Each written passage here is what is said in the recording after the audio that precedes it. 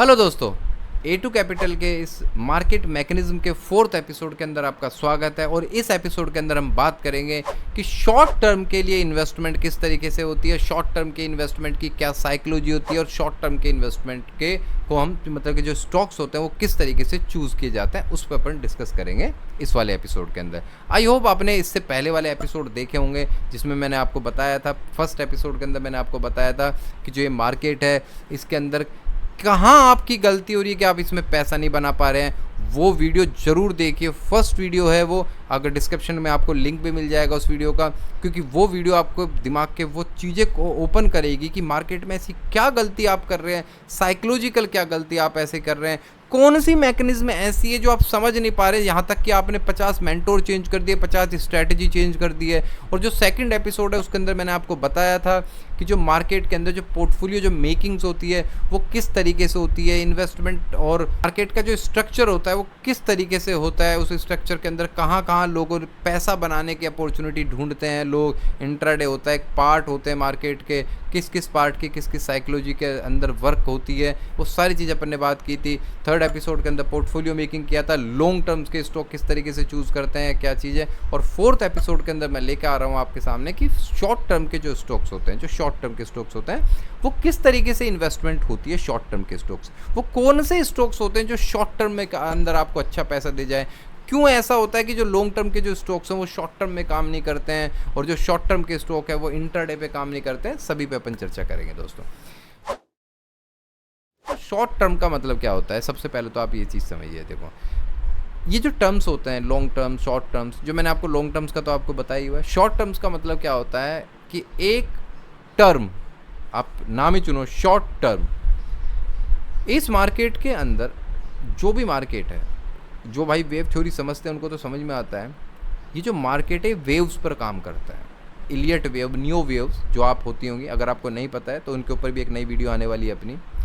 तो जो waves theory है, उन वेव्स थ्योरी के ऊपर ही मार्केट चलता है, ठीक है। वो दो तरीके की वेव्स होती हैं, एक होती है करेक्टिव वेव्स यानी कि जो डाउन साइड की वेव्स होती है, और एक होती है इम्पल्सिव वेव जो अप साइड की वेव्स होती है।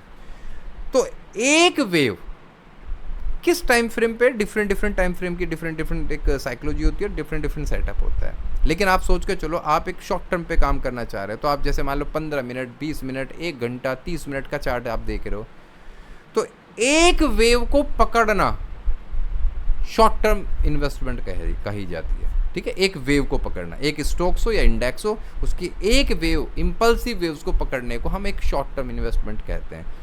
क्योंकि मैंने काफ़ी लोगों से जब बात की तो मुझे आज तक किसी ने ये नहीं बताया कि शॉर्ट टर्म इन्वेस्टमेंट कितने दिन की होती है।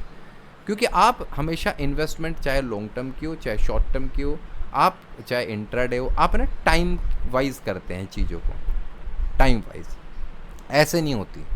सोच के चलो, आप इंट्राडे ट्रेड कर रहे हो, आपने एक स्टॉक लिया, आपने जहाँ से लिया एकदम से 1.5 से 2% बढ़ गया, वो 10 बजे आपने लिया और 11-12 बजे तक ही बढ़ गया। लेकिन आप क्या बोल रहे हो, नहीं 3 बजे तक वेट करूँगा, इंट्राडे तो 3 बजे तक चलती है, 3 बजे तक वेट करूँगा। सोच के चलो 3 बजे से पहले वो वापस नीचे आ गया और अब वो ज़्यादा से ज़्यादा 0.50 के आसपास % के आसपास ही आप रह गया। आप बोलोगे यार मेरा 1.5% तो खा गया है, सुबह तो 2% ऊपर चला गया था। टाइम वाइज होता है ना, वो फिक्स नहीं करता है आपकी ट्रेड को, आपकी ट्रेड को फिक्स करती है क्या, परसेंटेज, ठीक है। तो जब भी कभी आप लॉन्ग टर्म्स पे काम करते हो, तो मैंने उसका तो आपको वीडियो पे बताया ही हुआ है कि किस तरीके से करना है। शॉर्ट टर्म्स के अंदर क्या होता है कि आपको वेव्स पकड़नी होती हैं। अब वो वेव कितनी बड़ी होंगी, जब तक वो वेव बन रही है तब तक आपको उसके अंदर बैठना है, चाहे वो 1 महीने में बन जाए, चाहे वो 2 महीने में जाके बने, चाहे 3 महीने में, चाहे 15 दिन के अंदर। एक वेव को पकड़ना ही शॉर्ट टर्म इन्वेस्टमेंट होती है। अब वो आपके ऊपर, आप कितने मिनट का टाइम फ्रेम देख रहे हो, ठीक है, उस हिसाब से। तो अधिकतर शॉर्ट टर्म के अंदर स्टॉक्स कौन से होते हैं दोस्तों? शॉर्ट टर्म के अंदर हमें अधिकतर वो स्टॉक्स चाहिए होते हैं जो थोड़े से वोलेटाइल हो, लॉन्ग टर्म से थोड़े ज़्यादा वोलेटाइल स्टॉक्स हो। क्योंकि लॉन्ग टर्म्स के अंदर तो क्या हो रहा है कि आपको ये भी पता है कि जो स्टॉक मार्केट है ये पूरे साल नहीं चलता है। ये एक स्टॉक में आपने पैसा लगाया, 6 महीने वो खड़ा रहा और पता लगा 7वें और 8वें महीने में जंप के एकदम से 30% बढ़ गया और फिर खड़ा हो गया, यानी कि पूरे साल का पैसा सिर्फ 3 महीने में दे दिया उसने आपको। लेकिन जब आप शॉर्ट टर्म पे बैठते हो तो शॉर्ट टर्म पे क्या होता है, आपको वोलेटाइल स्टॉक्स चाहिए, क्योंकि जब हिलेगा तो आपको मिलेगा, ठीक है। तो आपने देखा कि यार मैं ऐसे स्टॉक्स में काम करूँ जो थोड़े से मतलब वोलेटाइल स्टॉक्स हो, जैसे निफ्टी 50 के स्टॉक्स हुए, निफ्टी नेक्स्ट 50 के स्टॉक्स हुए, मिड कैप 50 के स्टॉक्स हुए, इस टाइप के जो स्टॉक्स होते हैं, जो अच्छे नामी स्टॉक्स हैं, जिनको सब लोग जानते हैं, जिन पे सब लोग काम करते हैं, फ्यूचर एंड ऑप्शंस के अंदर भी वो रजिस्टर्ड हो, इस तरीके के स्टॉक्स में ही क्या होता है कि हम एक शॉर्ट टर्म की इन्वेस्टमेंट करते हैं। ठीक है, थोड़ा सेफ भी होती है वो, उनमें सर्किट नहीं होते हैं, सब बढ़िया चलता है उनके अंदर। ठीक है, और जो दूसरा कारण होता है जो शॉर्ट टर्म के जो इन्वेस्टमेंट के लिए अपन इसी टाइप के स्टॉक्स चूज़ करते हैं, क्योंकि इनके अंदर अक्सर न्यूज़ आती रहती है, बीच बीच में कुछ न्यूज़ आती रहती है। आपको पता है कि हर 3 महीने के अंदर इनके रिजल्ट आएंगे, तो रिजल्ट अच्छे मिल गए तो शायद मुझे लगता है कि मुझे कुछ जंप मिल जाएगा अच्छा खासा। तो इन व्यूज़ को इन देखते हुए ही शॉर्ट टर्म की इन्वेस्टमेंट की जाती है। दूसरी बात दोस्तों, जो शॉर्ट टर्म की इन्वेस्टमेंट की जाती है वो अधिकतर क्या हो जाता है कि आप मार्जिन पर भी यूज़ में ले सकते हो। बहुत सारे ब्रोकरेज फर्म्स ऐसी होती है जो आपको मार्जिन दे देती है। आपके पास 1 लाख रुपए हैं, आपको लग रहा है कि यार ये स्टॉक्स एक अप ट्रेंड की वेव के अंदर फंस चुका है, ये अच्छा स्टॉक्स है और मैं इसको लेना चाह रहा हूँ, लेकिन 1 लाख रुपए के अंदर मेरे को माल थोड़ा कम मिल रहा है, मेरे को इसको पूरा अच्छा कॉन्फिडेंस है, इसके अंदर मैं काम कर सकता हूँ। तो आप क्या करते हो, एक बार में ही माल लिया जाता है। जैसे लॉन्ग टर्म के अंदर मैंने आपको क्या बोला था, सेडेड तरीके से लिया जाता है। शॉर्ट टर्म के अंदर क्या होता है कि आपको 2 बार में माल लेना पड़ता है, लेकिन 1 से 2 वीक के अंदर ही। आपने एक स्टॉक को अब लिया, सोच के चलो आप 1 लाख रुपए का आपके पास है, आपने क्या हुआ 50,000 रुपये से 1 लाख का माल ले लिया। ठीक है, मार्जिन पर 1 वीक या 2 वीक आप बैठे हो देख रहे हो उसको, अगर वो आपके हिसाब से चल रहा है शॉर्ट टर्म, क्योंकि आप अब मैंने क्या बताया आवरली के आसपास देखोगे तो 1 वीक की आवरली कैंडल बहुत सारी बन जाती हैं। आपने देखा कि यार मैं इसके अंदर कुछ इन्वेस्टमेंट करना चाहता हूँ, लेकिन 1 दिन 10-15 दिन मैं ये देखता हूँ कि ये स्टॉक मेरे हिसाब से चल रहा है नहीं चल रहा। अगर आपने देखा कि वो स्टॉक आपके हिसाब से चलना स्टार्ट हो गया है 10-15 दिन के अंदर ही, तो आपने बचे कुछ जो 50,000 रुपये थे उनसे वापस से 1 लाख का मार्जिन लेके आपने 1 लाख से 2 लाख का मार्जिन लेके बैठ गए। एक कैंडल का आपका एक रिस्क रिवॉर्ड होगा जहां आपने लिया है, जो भी कैंडल स्टिक पैटर्न है उनकी भी एक वीडियो आने वाली है, तो आप देखोगे उनके अंदर पता लग जाएगा आपको क्या रिस्क रिवॉर्ड होता है उसके अंदर। तो एक रिस्क रिवॉर्ड आपने फिक्स कर लिया, परसेंटेज पे बेस पे करना चाहो तो परसेंटेज पे कि जहाँ मैंने लिया है, क्योंकि अब आपने 10-15 दिन उसको दिया भी है, वो ऊपर भी आ गया आपकी कोस्ट से, तो जिस कोस्ट पे आपने लिया है उस कोस्ट से अगर आप 1-2% का एक एसएल लगा के माइंड में चलते हो कि शॉर्ट टर्म की इन्वेस्टमेंट है, 2% का मेरा एसएल है, यानी कि देखा जाए तो 1 लाख रुपये से 2 लाख रुपये का माल लिया है मैंने, यानी कि लगभग 2 लाख का माल लेके उस पर अगर मैं 2% का वो लगाता चलता हूँ तो 7-8 हज़ार रुपये का मेरा एक एसएल हो गया, 4-1 हज़ार रुपये का 4-1 हज़ार रुपये का मेरा एक एसएल हो गया। अगर ये स्टॉक मेरे को यहाँ से एक वेव देता है अच्छी खासी, तो मैं कुछ दिनों बाद उसको अपनी कोस्ट टू कोस्ट पे लेके आऊँगा एसएल को, और फिर मैं पूरी वेव का आनंद लूँगा, ऊपर तक जो भी ऊपर जा रहा है वो स्टॉक मैं पूरा का पूरा उसको खाऊंगा। जब मेरे को अप साइड के अंदर मेरे को पता लगेगा या फिर कोई ऐसा पैटर्न ऊपर बन जाएगा कि मेरे को डाउन साइड का मूवमेंट दिखेगा, तो जो भी मेरा प्रॉफिट होगा उस प्रॉफिट को लेके मैं निकल जाऊँगा। शॉर्ट टर्म की ट्रेड इस हिसाब से की जाती है। ठीक है, इसके अंदर मार्जिन मैं क्यों लेना बता रहा हूँ, क्योंकि देखो जो बैंक से अपन लोन लेते हैं, शॉर्ट टर्म का मतलब होता है मोमेंटम ट्रेड।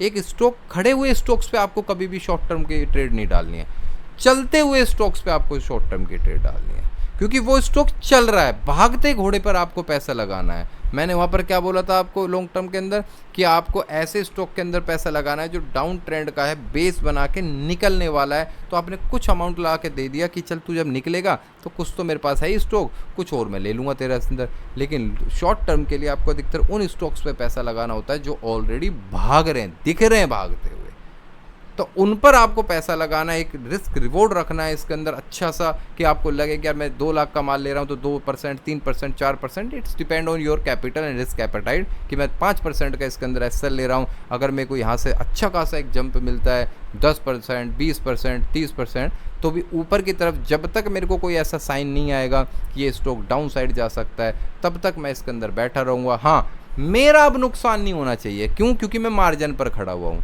मार्जिन पे क्या होता है कि आपको जो भी पैसा मिलता है एक्स्ट्रा, क्योंकि आप मोमेंटम ट्रेड कर रहे हैं, तो उससे आपको एक तो अच्छा प्रॉफिट हो जाता है। दूसरी चीज़ क्या होती है कि आपसे एक छोटा सा एक अमाउंट लिया जाता है, वो अमाउंट आपका एक इंटरेस्ट होता है जो 19% 14%, कहीं 18% होता है, वो साल का लिया जाता है। तो 3 महीने के अंदर उसको आप डिवाइड करके देख लो, तो आपने एक छोटा सा एक ब्याज पे पैसा लेके उसी पैसों को मोमेंटम ट्रेड में डाल के एकदम से एक जंप बड़ा प्रॉफिट ले लिया और प्रॉफिट लेके निकल गए। आपको नहीं मतलब है कि वो आगे चल के स्टॉक कहाँ जा रहा है, कहाँ नहीं जा रहा। इस तरीके से आपने कुछ स्टॉक्स निकाल दिए जो एक कंटिन्यूएशन के अंदर हैं, जो भाग रहे हैं, छोटे टाइम फ्रेम की एक करेक्शन कंप्लीट करके अब वो अप ट्रेंड का मूवमेंट दे रहे हैं, और वो दे चुके हैं, बता चुके हैं कि हम ऊपर जा रहे हैं।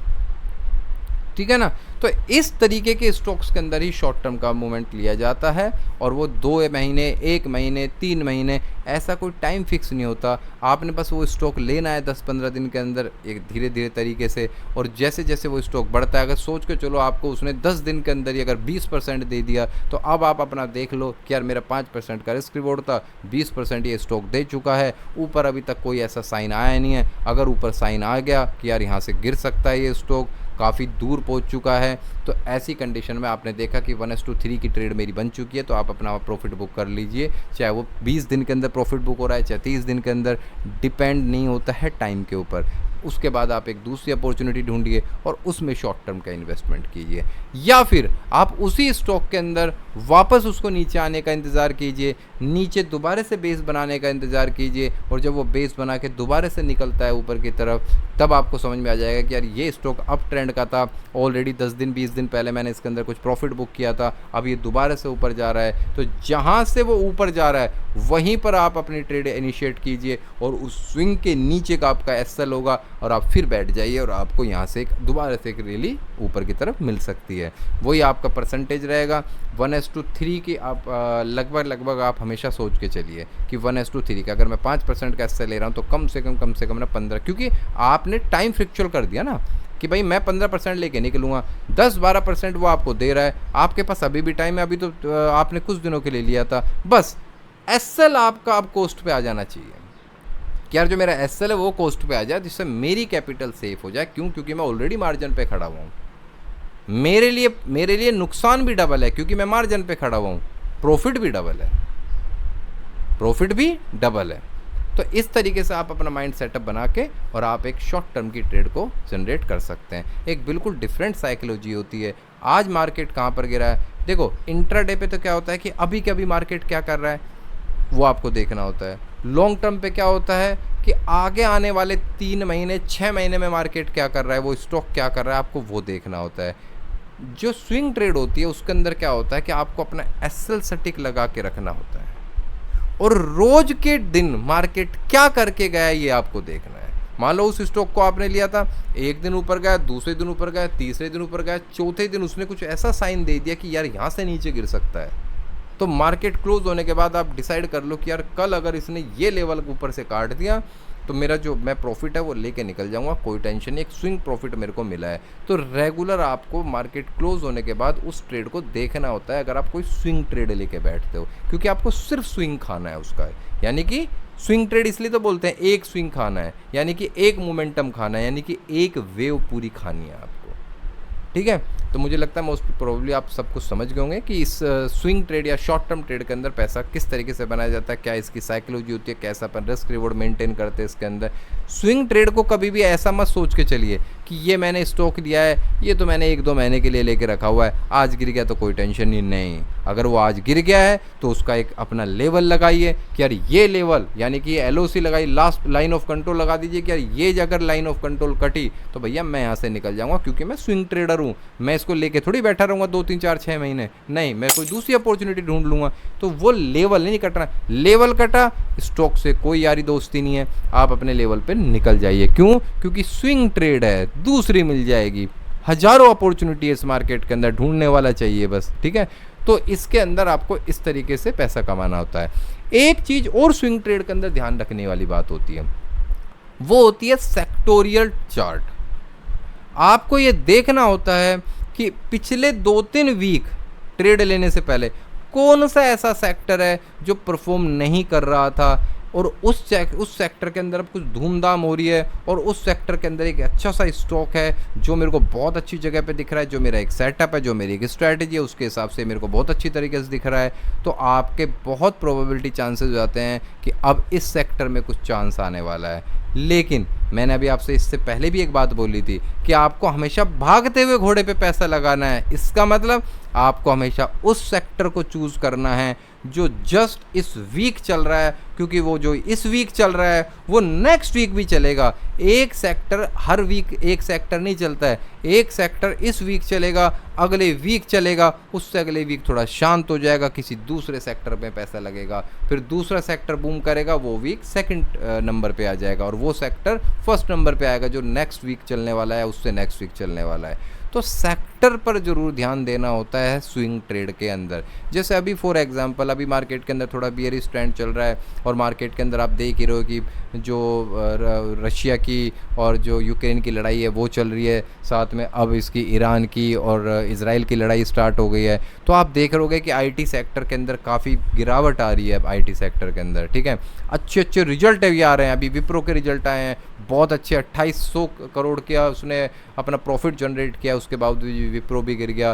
टीसीएस के इतने अच्छे रिजल्ट आए, टीसीएस भी गिर गया। तो आपको कहीं ना कहीं पता है कि यार आईटी सेक्टर रेगुलर गिरा जा रहा है, तो अब उस स्टॉक के अंदर ऐसे स्टॉक्स तलाशिए जो ऑलरेडी गिर रहे हैं, ऑलरेडी डाउन ट्रेंड के स्टॉक हैं, ठीक है ना। तो आपको ऐसे स्टॉक्स के अंदर पता लग जाएगा, ऐसे सेक्टर से पता लग जाएगा कि मुझे स्टॉक्स कौन से ढूंढने हैं। जैसा भी कुछ दिनों पहले आईटी सेक्टर से पहले आपने देखा होगा कि जो ऑटो सेक्टर है वो बहुत ज़्यादा बूम किए जा रहा था, ऊपर चलते जा रहा था। तो आपको पता था कि यार ऑटो सेक्टर इस समय दमखम लेके खड़ा हुआ है, ऑटो सेक्टर में पैसा लग रहा है, मेरे को तो स्विंग चाहिए होता है। आपने कोई ऑटो सेक्टर का अच्छा सा स्टॉक्स निकाला और इस स्टॉक्स पे दाव खेल दिया अपने रिस्क रिवॉर्ड को मेंटेन करते हुए कि ये सेक्टर शायद मोस्ट प्रोबेबली नेक्स्ट वीक तक भी काम करेगा। दोस्तों देखो, जब भी कभी इंडिया के अंदर या किसी भी मार्केट के अंदर जब भी कभी पैसा किसी में लगता है तो ऐसा तो लगता नहीं कि आज है ना मारुति बाय करेंगे और कल नहीं करेंगे, कल आईटी का वो शेयर बाय करेंगे, ऐसे नहीं होता।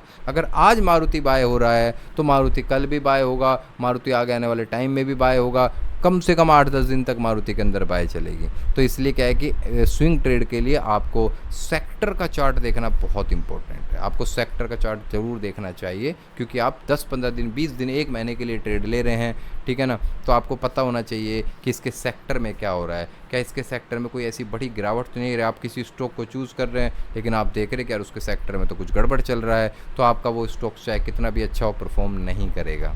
लॉन्ग टर्म के लिए बहुत अच्छा होगा, लेकिन आपको तो 1 महीने के अंदर आप देखोगे कि उससे कुछ अच्छा खासा प्रॉफिट हुआ नहीं है, बल्कि आप नुकसान में ही खड़े हैं, ठीक है।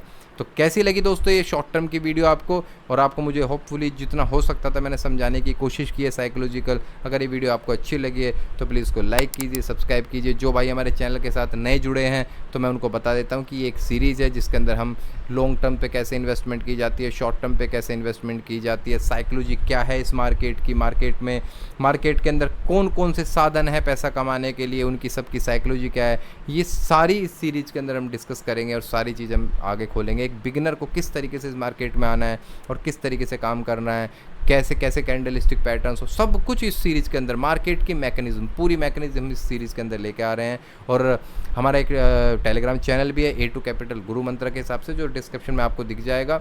अगर आपको टेलीग्राम ज्वाइन करना है और वहाँ पर से कुछ एजुकेशन लेनी है, साथ में कुछ टिप्स तो नहीं कहूँगा मैं, लेकिन क्या है कि मैं अपनी जो ट्रेड्स होती हैं वो उसके अंदर डाल देता हूँ कि जो मैं ले रहा हूँ खुद, उससे अगर आपको साथ साथ में एजुकेशन के साथ साथ में कुछ अर्निंग भी करनी है तो आप उससे कर सकते हो। और जिन भाइयों के पास, जो भाई नए हैं इस वीडियो को देख रहे हैं, उनके पास कोई ब्रोकरेज फर्म का अकाउंट भी नहीं है, तो हमारे चैनल के डिस्क्रिप्शन लिंक के अंदर 2 हैं, अप स्टॉक हैं और एक एंजल ब्रोकिंग है, जिसके आप लिंक भी हैं, जिसके आप अकाउंट ओपन कर सकते हो। जब अगर आप अकाउंट ओपन करोगे तो हमारा जो संजीवनी कोर्स है उस कोर्स के अंदर भी आपको कम से कम 10% तक का डिस्काउंट मिल जाएगा। और ये अकाउंट क्यों अच्छे हैं, क्योंकि स्विंग ट्रेड करो या कुछ भी करो आपको मार्जिन की ज़रूरत पड़ेगी।